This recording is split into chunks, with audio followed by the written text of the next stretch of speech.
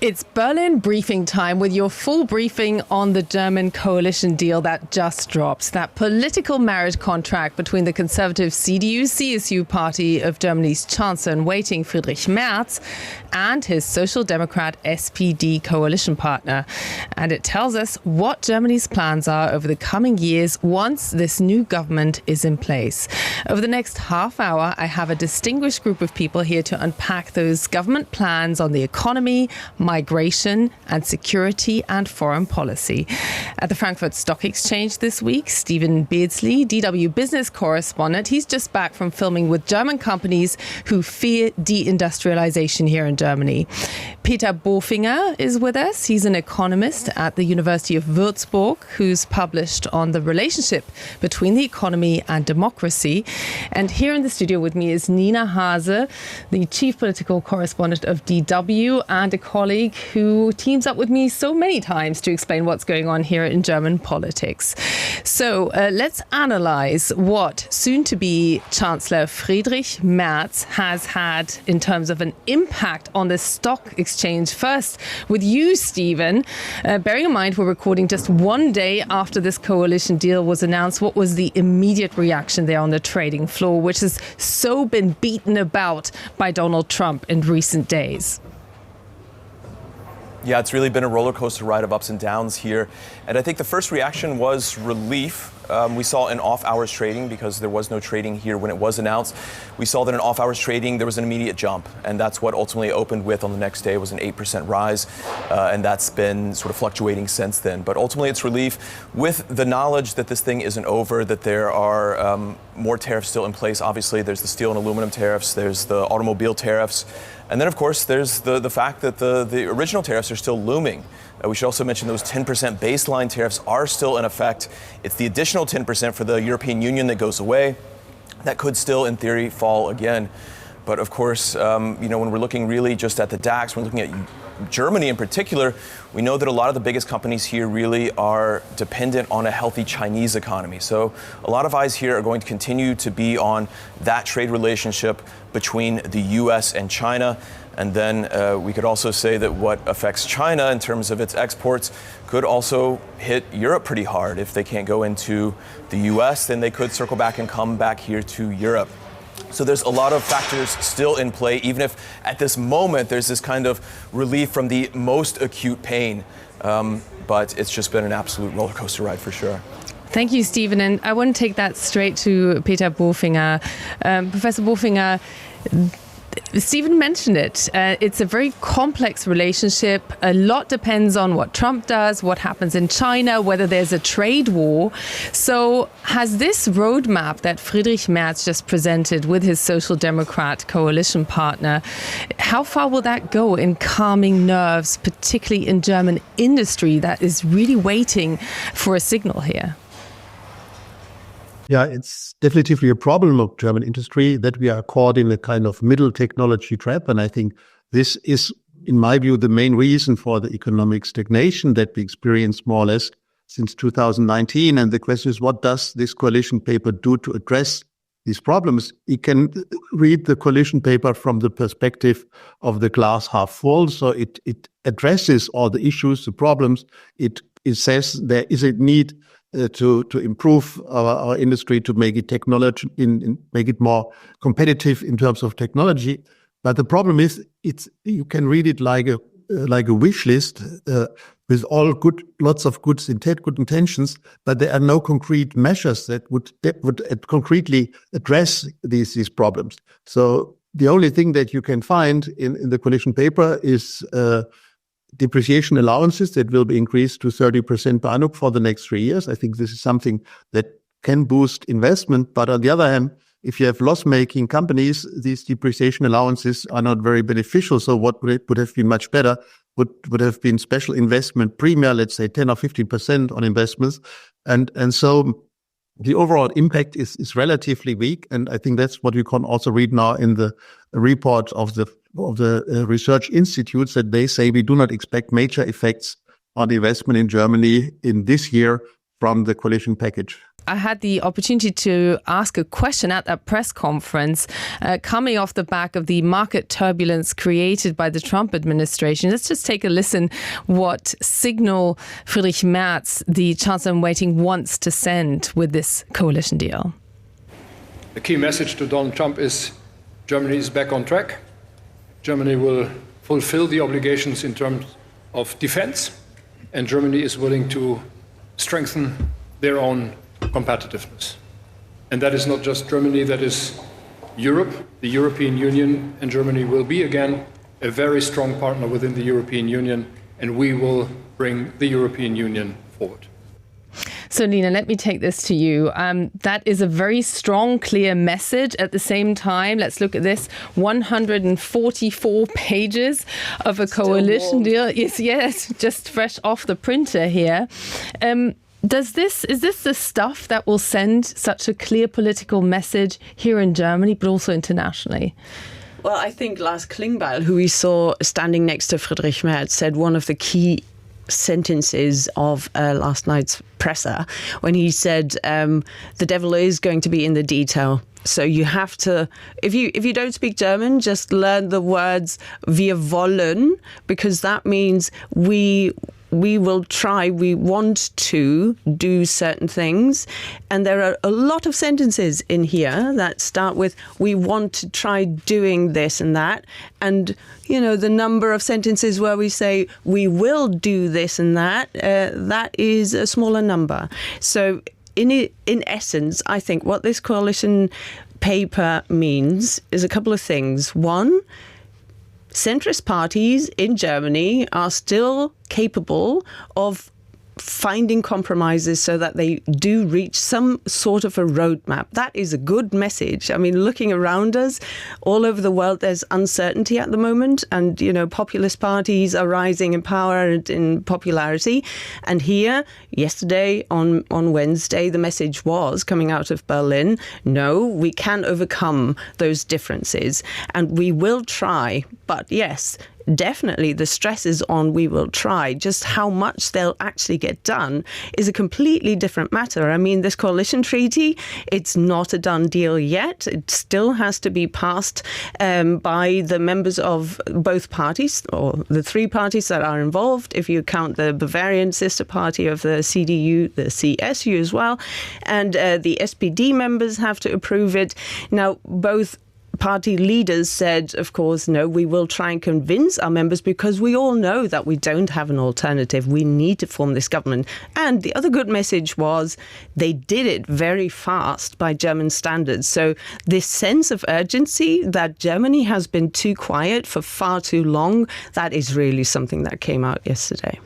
Well, and they do have the cash to do a lot of what they're promising here. So 7% tax down to 7% for gastronomy, so restaurants and hotels. Also some tax breaks. They still don't want to make radical cuts on social spending, although they want to reform the Bürgergeld, which is almost heading towards a basic income that wasn't here in Germany. So the Social Democrats are willing to give some ground there. But you mentioned Lars Klingbeil, the Social Democrat co-leader who is destined to become the finance minister. So that's very interesting because the Social Democrats are so much weaker at just 16+%. Historically worst result in 100 years of SPD party history. This election saw them at only 16%. I mean, this is a party that came to almost half of the votes in the past. You know, they have been in most of the post-war German governments over the last couple of decades. So, yes, it is very surprising that Lars Klingbeil, the co-leader who was involved in shaping the last government as well, that was that famously crashed apart last November, he is now emerging as potentially one of Germany's most influential politicians. So he will be the next finance minister. Let's just take a listen at what he had to say. Yet. Well, we're pretty certain about that, though. So let's take a listen at what he had to say when presenting this very coalition deal, which is also a roadmap on future policy. We knew that we won't be able to afford everything in the future. We have to prioritize. But what counts in these times is a government that tackles the crucial things properly. It's not about changing everything, but it is about changing the right things and making the right adjustments. For me, responsibility means building bridges and reaching out to each other across party lines. We fought hard with each other during the election campaign, but we also know what our country needs more urgently than ever right now. A stable government that has a clear course, that focuses on economic strength, job security, the modernization of our country, and social cohesion. And the fact that we are standing here today, just a few weeks after an election day, presenting a joint coalition agreement, we all know that this is no longer a matter of course, not in Germany, not in Europe, and not in the world. Nicht in Deutschland, nicht in Europa, nicht in der Welt. So, Mr. Bofinger, I want to take this straight to you. We don't know for sure, but there are very clear signs that very likely Lars Klingbeil will become finance minister. He says we need to prioritize. How much of a signal is this to German industry that the promises made here are reliable, and how much of this could in the end get scrapped at the last moment simply because the government can't afford it? Yeah, I think it's important to make clear, first of all, that there is much more space for government debt and government expenditure right now. And so Klingbeil doesn't have so brutal as Lindner was, who was under these very strict constraints of the debt brake. So more money is available. I think one point has not been mentioned in the coalition paper, which I think is of crucial importance for the future of Germany. It's the fact that defense expenditures exceeding 1% of GDP can be financed without limit via government debt. And this is a huge potential for funds that can be used to upgrade our German industry, to improve our technological capacities. I think here is an important potential. And if Klingbeil is the Minister of Finance, it can also make it happen that we can use these funds to improve our economy. I think it's a miracle. Why they did not mention this? Because in my view, this is the most important driver of technological change and competitiveness for Germany. Yeah, Nina, I just want to ask you there, because the Social Democrats are not the party that has traditionally been a driver of defense expenditure, has it?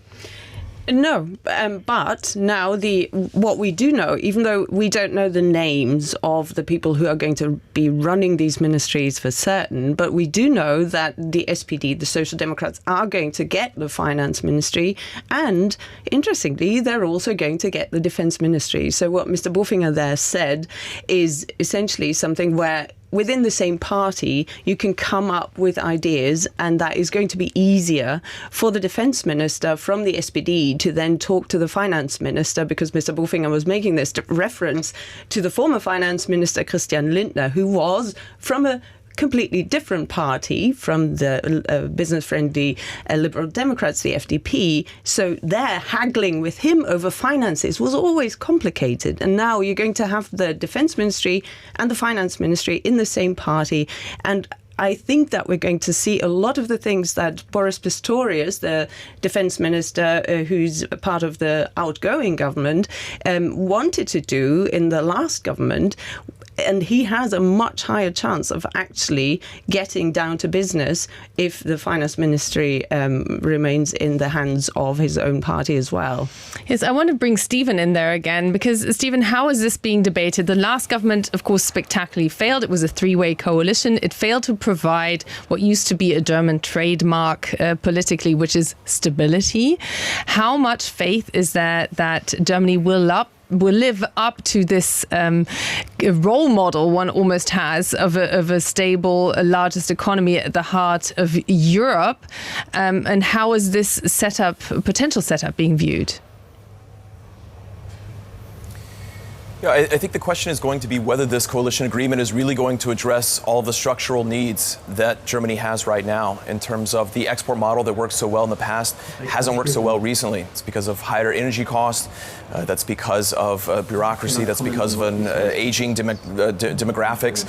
All of these things are actually really difficult for Germany right now to overcome. So in comparison to other kinds of economic downturns in which you see that these are, we would say they're more cyclical in nature, we see that this one actually strikes at the fundament of some problems with German competitiveness. So, there are some things that industries are going to like here, large scale. If you look at lowering energy costs, if you look at lowering energy fees, for example, tapping into the net, if you look at lowering certain particular energy fees, the gas storage fee that came online 2 years ago, as a way of offsetting the government's need to buy massive amounts of gas. These are things that heavy industry in particular has been complaining about, saying we can't even begin to find our foothold if these are here.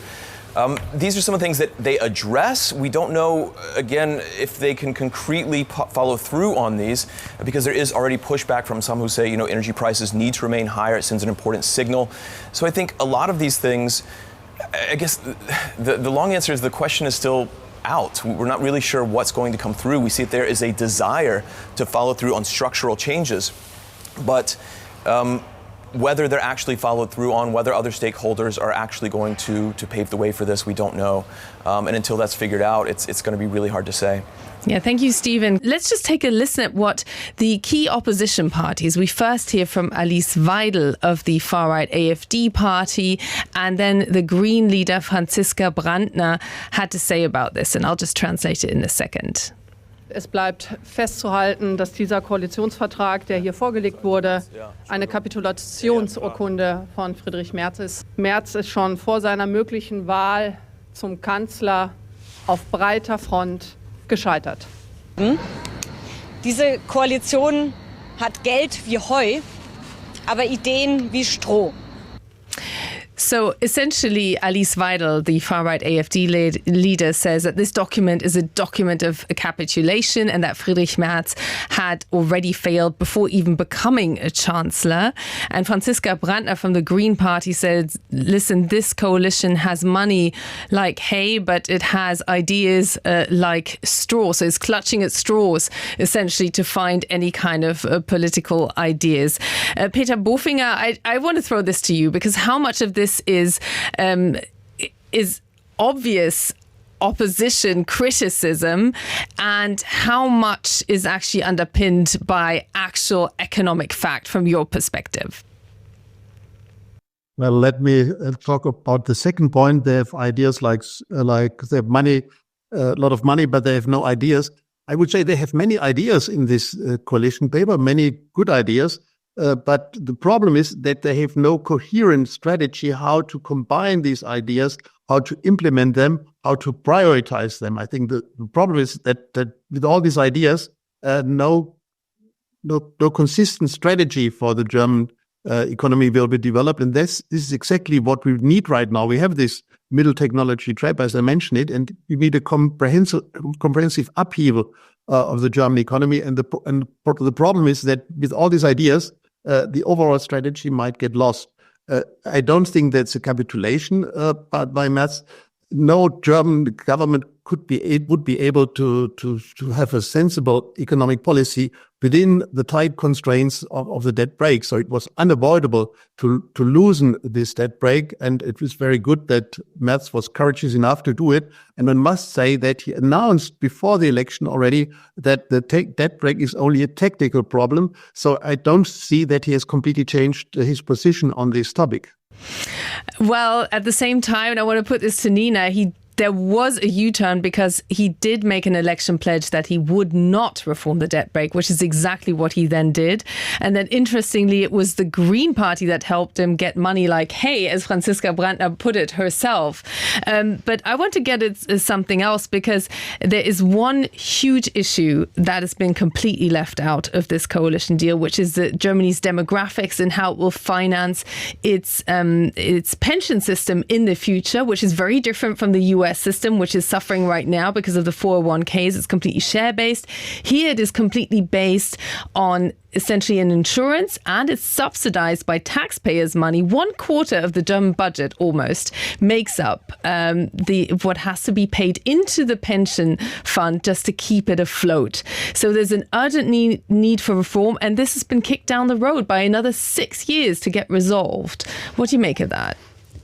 I make of that those parties, especially the ones in the centre, know that their voters are old. And so these topics do feature more prominently than the topics of the young generation. I mean, Friedrich Merz did say on stage, this is something where we're moving forward, we're looking at Germany's future, but at the same time, he knows, everybody else on that stage knows that they've got a very old voter base, and they have to win those elections. They have to keep them, supportive of their policies. So, of course, it is very uncomfortable having to sell that idea to people that, hey, we don't know, and maybe we need to come up with new instruments, and maybe it won't be as certain as it has been for the last couple of decades.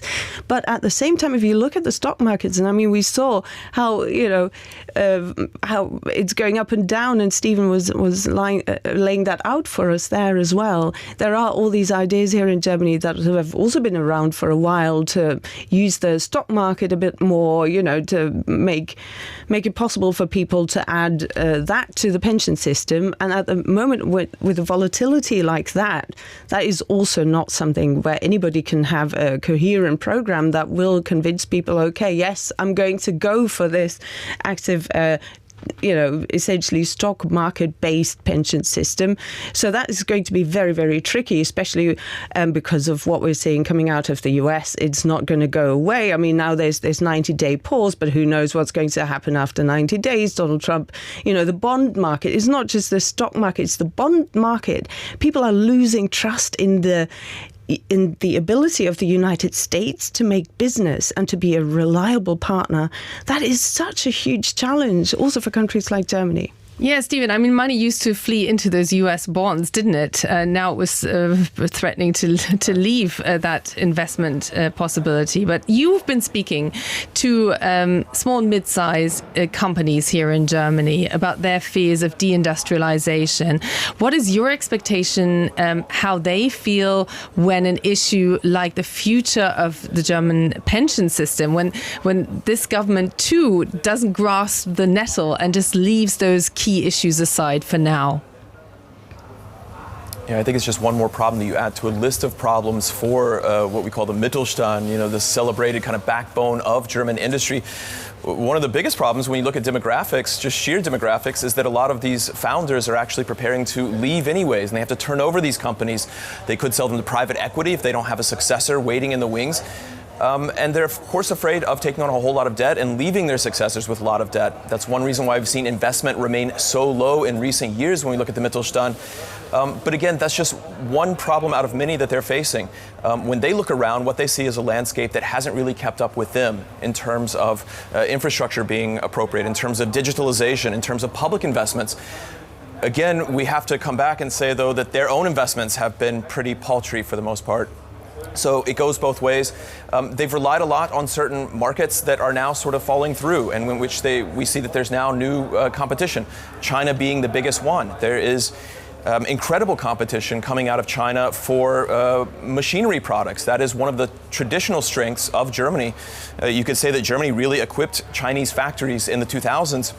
When China started producing on a global level and really started shipping out everywhere, it was German machinery companies, many of them smaller to middle-sized enterprises, that really benefited from that really provided those products. Now China is able to make many of those products on their own. They're able to supply themselves, and then they're branching out into the rest of the world. So what we've seen with the car markets is happening now in other markets. That's a big issue for them. So where are they going to go? Where are their new markets? The U.S. is walling itself off. They're going to have fewer options there, potentially. So there are a lot of questions. They do want some of these things taken care of in terms of energy. They want the basic conditions here met so that when they do invest, that it's worth something here in Germany. But deindustrialization is a very big concern here. So we've been putting a focus on the economic implications of this coalition agreement, which is also very much at the core of what Friedrich Merz, the likely next chancellor, promised. Do drop us some comments on that, whether you want us to drill down on particular aspects in any kind of future editions of Berlin Briefing. Now I want to turn to the issue of migration, which was the key issue in the election campaign that led up to the February elections here in Germany. Here, this coalition agreement marks a clear departure from the previous policies. It's a clampdown on migration as a concept. Let's just listen to what Friedrich Merz had to say about this. We will embark on a new course in migration policy. We will better organize and control the process and to a large extent put an end to irregular migration. There will be controls at the national borders and asylum seekers will be turned back. We will launch a repatriation offensive. We will end voluntary resettlement programs, suspend family reunification, and significantly increase the number of safe countries of origin. And we'll amend our citizenship law once again. There will no longer be a so-called turbo naturalization after 3 years. The earliest possible naturalization will be after 5 years. So, Nina, Friedrich Merz made a clear point here, demonstrating that he was delivering on the issue of migration, particularly that point where he vowed that on day one he would start turning people away at the border. Yeah, absolutely. And we played that soundbite again last week in our episode of Berlin Briefing because it was such a strong statement when he said, you know, day one, when I'm elected Chancellor, I will turn away people at the border, even if they say asylum, essentially. But now what we've got in this big paper here is that phrasing that we have already speculated, that we had speculated that it would turn up in this paper, that they want to do that in coordination with neighbouring countries. Now, if you want to hear all the details, you know... That was the compromise. It's compromise politics here. Yeah, compromise politics. So do go back to Berlin Briefing last week if you want to hear all the pros and cons, all the arguments. But bottom line is they still don't know what that means. In coordination with neighbouring countries, Germany has 9 neighbouring countries. That is a lot. Does that mean that they all have to agree to take these people back, or can you just inform them?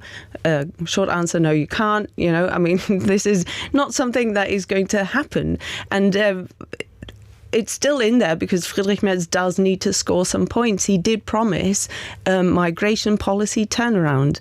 And to be fair, it's not just the far-right parties that are unhappy with how the situation has been dealt with over recent years. You know, a lot of people are saying there's just too many flaws that are happening in how we're dealing with people. Some people are being threatened with deportation when they have a job even. And when a whole community says, no, we need this guy here, we want him to stay, and then all of a sudden a letter arrives and this guy gets threatened to be sent abroad.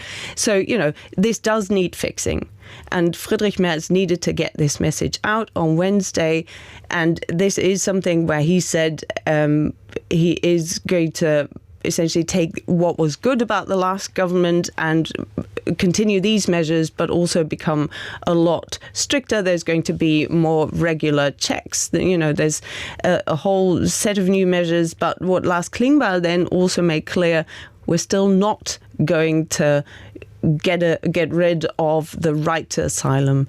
And that was a fundamental debate that we saw in the process of creating this coalition treaty, where some people were saying, you know, maybe this has gotten to a point that we can't afford essentially having this principle that anybody who comes to Germany and says that they need asylum, that they also have to be listened. And that is something that Lars Klingbeil on Wednesday said, no, that is going to remain. Yeah, and I think it's safe to say that that is the outcome of a negotiation, because I've sat in press conferences. I've personally asked Friedrich Merz, would you rule out touching the right to asylum in the German constitution? He said he wouldn't rule anything out.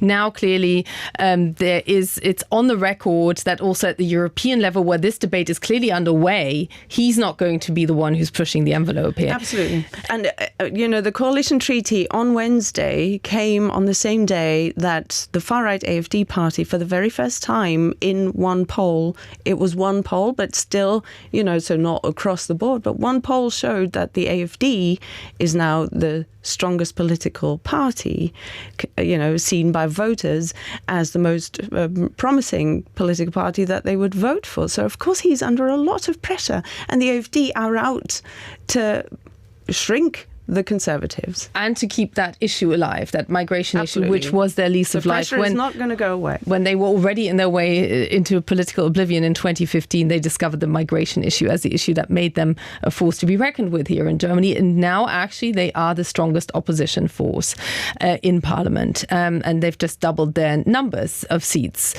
I want to ask Peter Bofinger on this very issue, because at the same time as announcing this clampdown on migration here in Germany, Friedrich Merz also said he would make it easier for skilled labor to come to the country. And he wants to create a fast track there to help German industry have the capacity of skilled labor. How is this message going to be received? And how do you put it into a broader context? Do you believe that Friedrich Merz will deliver the kind of leadership that at the European level, the European economy is waiting for?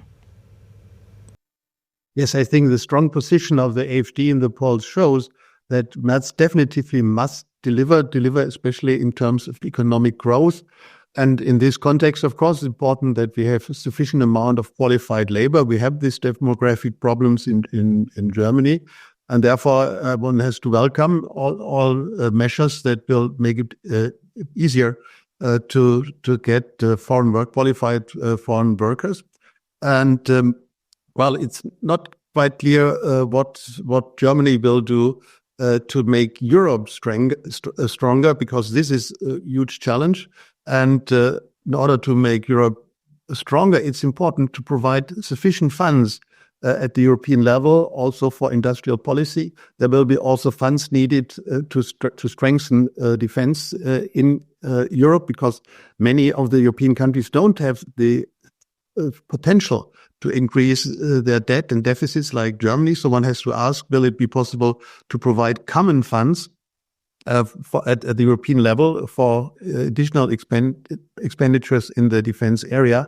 And in this regard, I think the coalition contract doesn't say very much about, but I think this is an issue which is important and where Germany must be a leader. And I think for defense, something that you would need is something similar to the Next Generation EU project, where common financing was made available to finance common objectives. And I think defense is a common objective. And here I think Germany must provide leadership to get these things realized. I'll come to defense in a bit more detail in just a moment, but I would also want you to just analyze for us the figures that have just come in of that spring prediction by the economic institutes here in Germany, and whether you believe that Friedrich Merz can still push the needle on those on that data. Well, the outcome of the forecast is that more or less we will have stagnation this year. And I think this is very plausible, because on the one hand, we may have some small impact of the measures of the coalition contract. On the other hand, we have a huge uncertainty created by Trump's tariff policy. And I would say the positive and the negative effects could compensate them. So more or less, we would continue with economic stagnation. And this is also plausible because all the measures in the area of infrastructure will take time to materialize. And so I think, yes, we have to live with one more year of stagnation. Next year, the institutes are more optimistic, growth rates of more than 1%. And I think this forecast also shows how important it is that the German economy is stimulated by the government, how important it was to loosen the constraints imposed by the debt brake. And on that note, I just want to ask all of you out there, if you have a particular aspect, particularly on defense and security, where you would like to get briefed by us on what the plans of the future government are, do drop that in the comments. We for sure are going to be talking a lot more about this very subject. And I'm just going to check in with you, Stephen. We just also discussed the money is there. In theory, there's a blank check for this incoming government to spend big on defense. What impact has that had on the defense industry, and what's the talk there in Frankfurt on that? I think the biggest impact it's had so far is that stocks have shot up for many of these companies. The question going forward is going to be, how is this going to be distributed throughout all of industry? You know, the Mittelstand companies that we talked about, these small, medium enterprise companies that are suffering right now, especially because the auto industry has gone down a bit. Are they going to be able to benefit from this? Some other questions include consolidation. How are these orders going to go out? Are they going to be big orders? Are they going to be something are they going to be spread amongst multiple suppliers? Is it going to be mostly for Germany? Is it going to be for other European suppliers as well? There's a lot of jealousness over this kind of spending when it comes to defense, as we've seen in the EU. There's always been calls for more consolidation across the EU, but those have been politically very difficult to put in place. So there are questions about how it can actually be effectively spent, and then how ready industry is to actually take it up and be able to do something with it that's meaningful. This is an industry that's very fractured across this country, of course, but then also across the EU. So whether it can make the best use of this is really going to be the question. So I'll throw that to Nina, because you are the one who speaks the most with the still German Defense Minister Boris Pistorius, very likely continuing German Defense Minister. The markets are going to react. German politics needs these key industries to invest, and they want to have a clear roadmap ahead on where it makes sense for them to invest and what the deal will be at the European level in terms of which defense industry does what.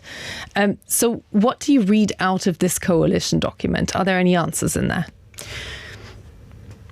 Well, Germany has come a long way, right? From 3 years ago, we might deliver 5,000 helmets to help Ukraine, but we want to stay out of conflict, to, hey, wow, cool, stock markets are shooting up because we've got defense companies that are heavily investing in state-of-the-art equipment, and that is very, very popular, very much on demand. So just to get the context, right, it's very fast moving, very fast evolving. And Olaf Scholz, of course, in the famous Zeitenwende speech, created this special fund, 100 billion euros that could be spent on defense. So we'll see a lot of that, a lot of the investment made essentially 3 years ago, that the results are only coming now. So we'll see those modern tanks, etc., all the things that were bought with that money. So they're arriving now. But of course, what Boris Pistorius, who came in as defense minister only 2 years ago, always said from day one, he said the way we're investing in defense nationally needs to be reformed, because he said we're taking it out of an annual budget, and that is no good for companies. They can't do any planning. It takes a long time to develop new weapons, to create the infrastructure. And if they don't know that they will still have the money next year, because maybe the Bundestag will change their mind about how big the defense budget is going to be, then they're not going to make those investments. So Boris Pistorius very early on advocated for an idea to sort of exempt defense spending in the national budget from the normal mechanisms. And I can see the first signs in here that they say they're aiming for a longer-term investment plan for all things concerning defense. So that, I mean, they're aiming for it, right? Coming back to my point earlier, they do need to prove that they really do want to do that, but that looks like an idea that makes a lot of sense for a big industry like that, for companies that need stability, that need certainty. And then in terms of just the other key points, I think, of course, this is a very long paper. It's also, by the way, online. So if you do speak some German, or if you want to get some help translating it, you can find it. And we'll post a link in the YouTube description. So they have, for example, that idea about conscription, because, of course, everybody knows the military itself needs to be ramped up. We're lacking some 100,000 soldiers. I did an interview with the top general of Germany's army that said we need 460,000 at the moment. Germany has 180,000. Germany needs to play a much bigger role in NATO. And so here they're saying for now it's going to remain a voluntary conscription model. But they want to go for the Swedish model. And that is interesting. And I'm sure, Michaela, that we're going to do an episode of Berlin Briefing on that. I'm 100% sure, yes. Maybe not just on the Swedish model, but on, what the next German government is going to do in terms of defense, because the idea is, and Boris Pistorius, I was in Sweden with him when he was informed by, how are they doing that? And the idea is basically you write to every 18-year-old in the country and tell them, okay, tell me, would you consider joining the army or not? At the moment, this is not happening in Germany. Lots of families don't have anything to do with the German armed forces. And of course, here in Germany, for quite some time still, I think it's going to remain voluntary. But then people can look into it and can consider, would I actually be interested in doing that? So that is an idea but at first they need to find the addresses. They don't have a system. They don't know where the 18-year-olds are or how to reach them. Which comes down to cutting down on bureaucracy, which is also a big pledge in here, and also making it easier to share data. I thought it was rather interesting that it says that they want to make this a digital AI country, artificial intelligence.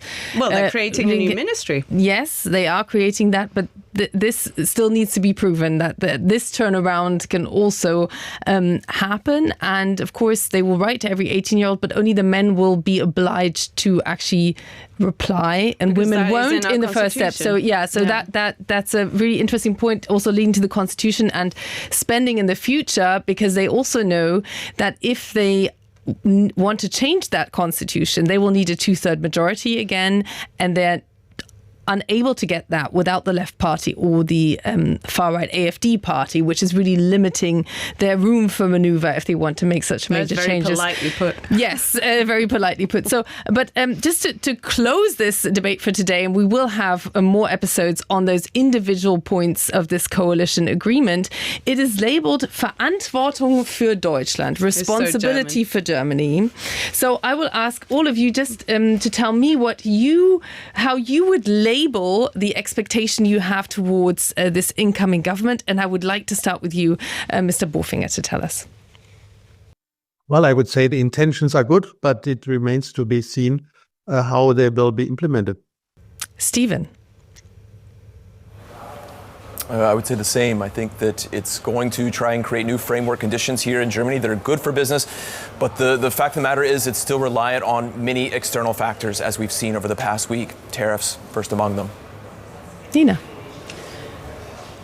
Well, somebody listening to the presser yesterday here in this office said, oh, God, it's so dull. It's such a dull presser, all these details. And I just thought, you know what? That's a good thing, right? I mean, they're trying to deliver solutions. Let's see just how far they're going to get. But they need the support from their parties. Once they've got that, that will be a traditional centrist German government based on compromise making. That is a good message. That was a very German answer. I know. You need to give me one label.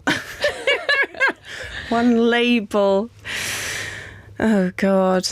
Yeah. Stability within the European Union is a good thing, says the German government. There we go. We're back to that cool brand of stability here on Berlin Briefing. And with that, Stephen Beardsley, Peter Bofinger, Nina Haase, thank you so much for being my experts here today. This is only the beginning of explaining what's coming in terms of this incoming government. We expect that vote to be concluded by the end of April on this very coalition deal.